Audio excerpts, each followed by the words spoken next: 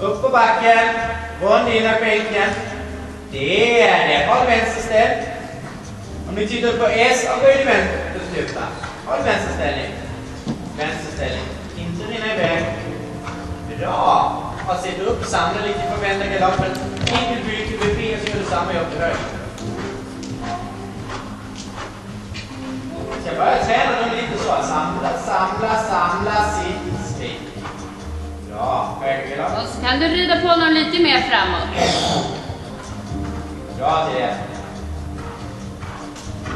Bara känn på liksom hörnpasseringar och stort men ha fyrkanten som grund, liksom att du rider fyrkanten. Sen kan du göra någon boll därifrån. Eller flytta undan den lite öppna, lite mer framåt. Högerställ. Åh ja, där har du bra tempo. Flytta tygen lite mer. Där är det. Så flytta lika mycket på höger som på vänster tygen. På backen.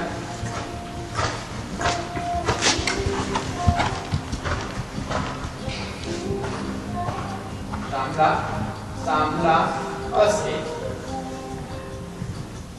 Ja, en gång till. Du kan även tempoväxla lite i traven. Gå ordentligt framåt och så tar du tillbaka honom lite grann. Ja, och en vänsterpinkel i bakbenet. Den vänster. Och vänstersluta. Håll vänsterställning. Lite mer åt sidan. Håll vänsterställning. Ja. Ja, jättefint. Det var så mycket mer första gången.